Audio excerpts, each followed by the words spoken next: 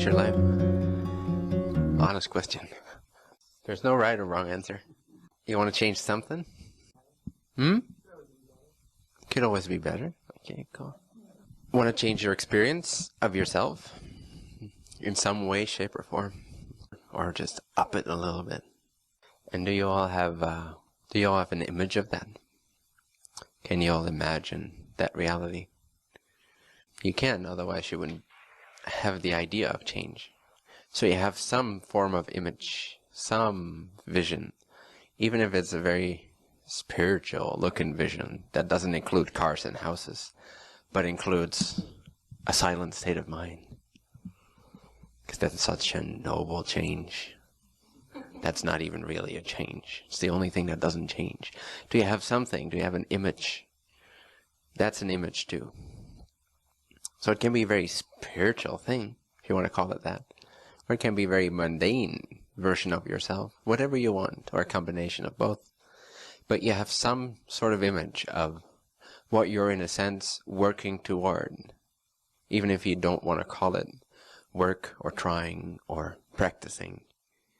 Even if you see that as false, even if you see that as changing the small stuff, which doesn't matter, even that is a change, even that is a vision, than not wanting to change anything. So whatever the feeling is that you get from whatever it is you think you want, can you imagine that? So just see yourself, version of yourself, as you are now, but with a different experience of yourself. Can you imagine that? An experience that you long for, that your heart is thirsty for. Yes, everybody can do that. What would be this version of yourself's history? Completely forget your own history. What did it experience yesterday?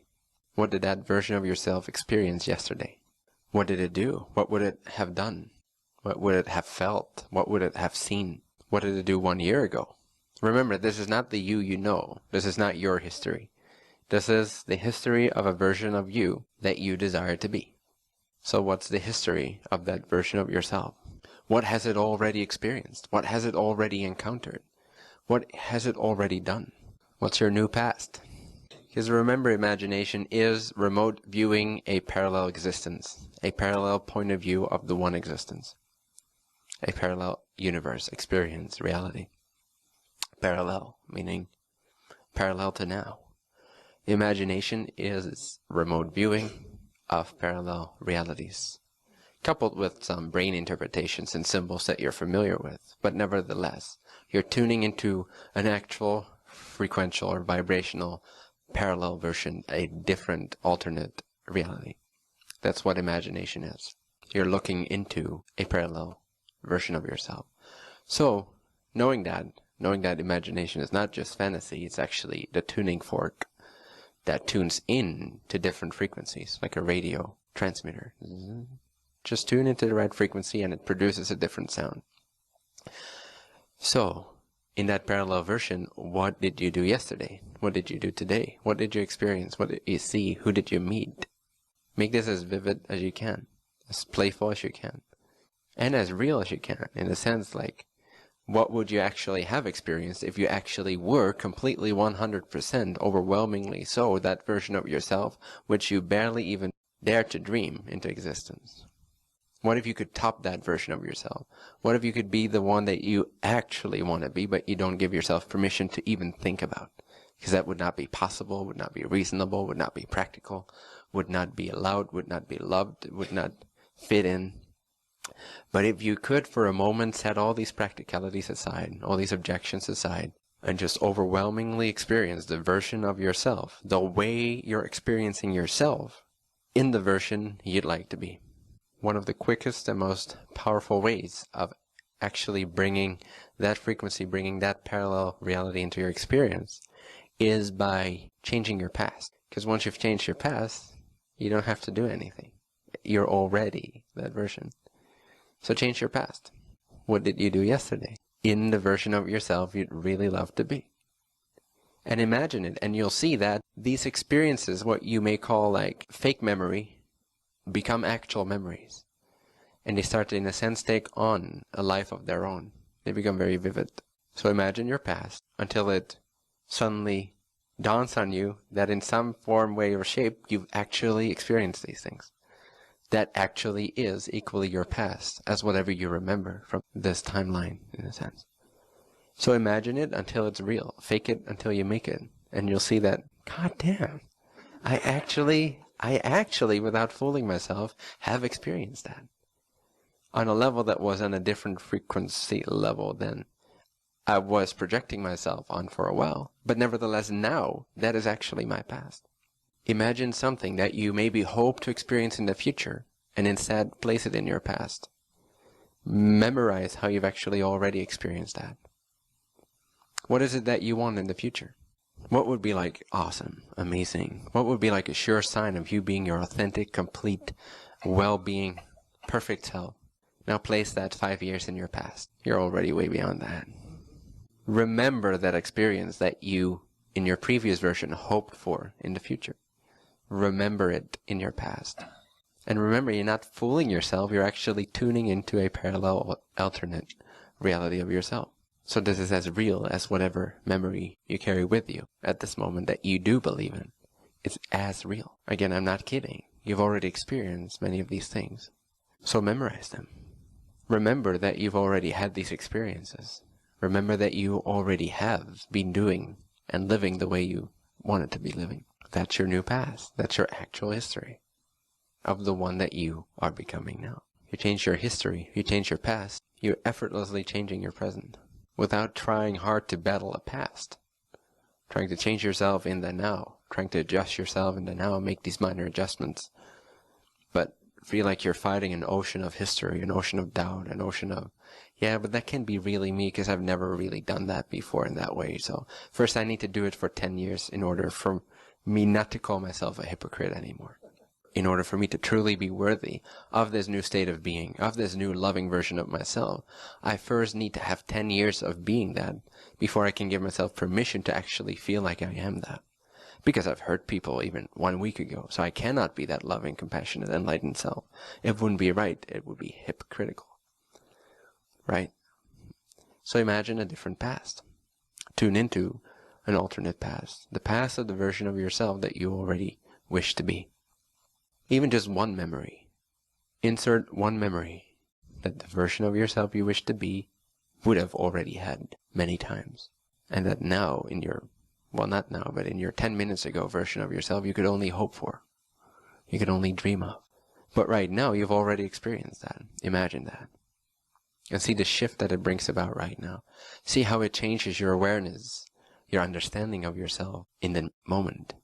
See the release that it brings, the relief, the peace, the trust, the confidence, the union with yourself, the love. And experiment with this throughout your everyday life. Whenever you find yourself stressing and hoping for something, and then putting yourself down with ideas of unworthiness, simply imagine a different past altogether, and fake it until you feel it's actually real. Now, talking about yourself can become a little bit tricky at some point. People ask you for your history. Say, which one? They go, what? What you mean? Your history? Yeah, which me? The one I am now, the one I was 10 minutes ago. My history changes all the time.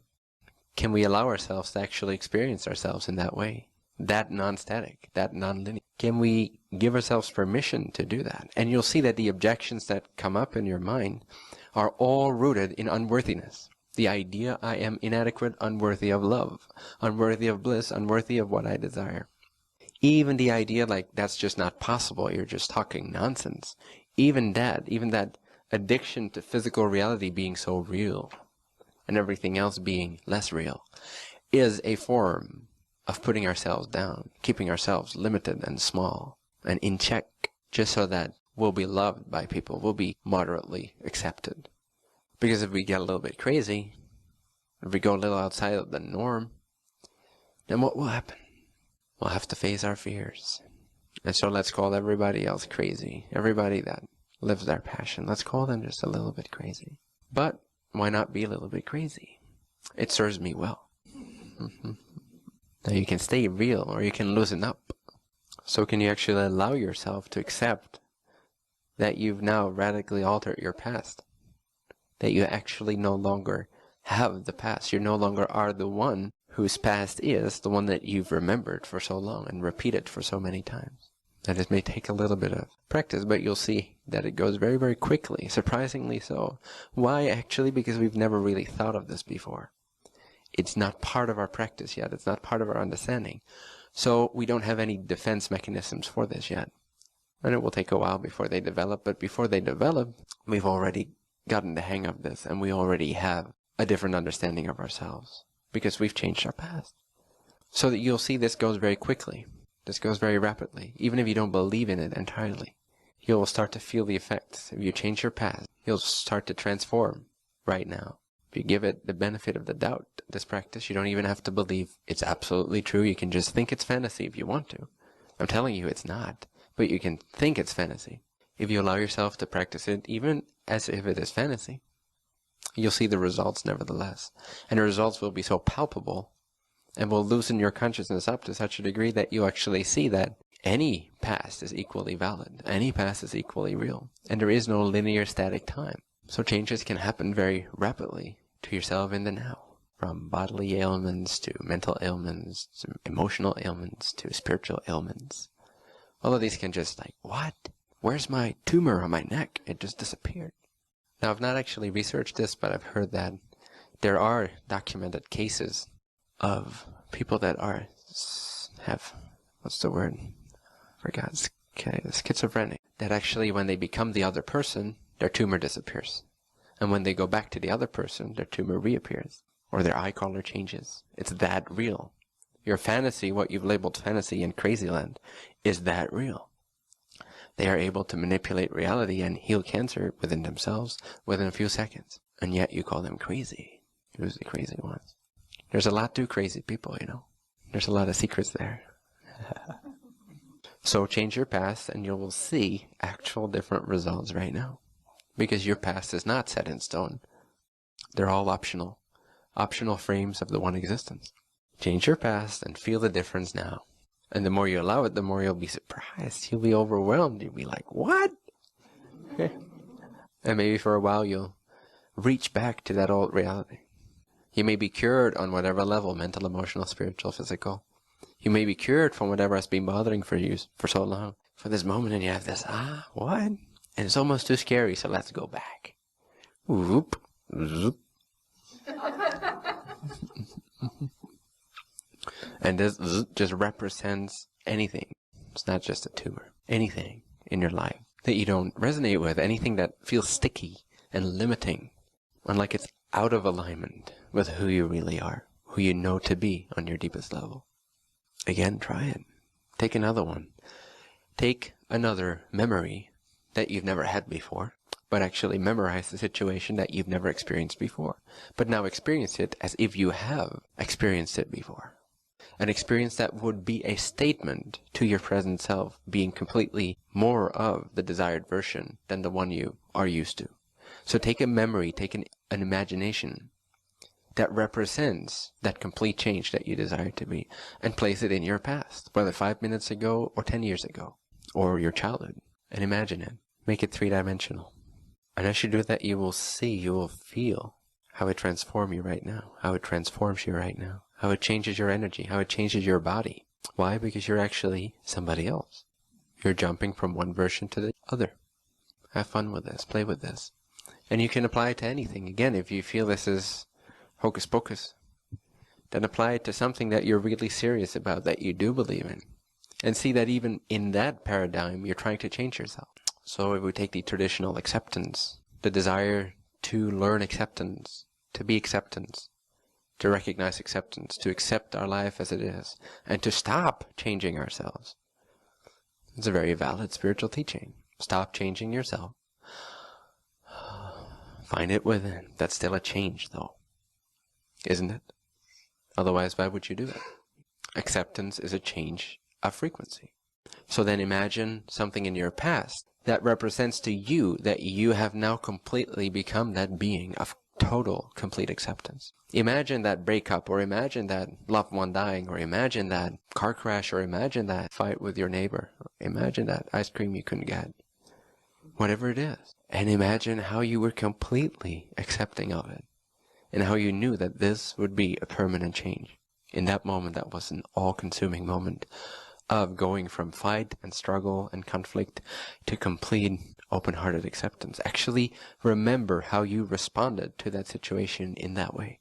Actually, forget about the past that you have learned to keep remembering. Completely bypass it and go to a different past altogether and make that one more and more actual. Remember how you actually were that all-accepting, all-loving, all-open, all-faithful, confident, fearless, doubtless self. And it will reaffirm that you are that now.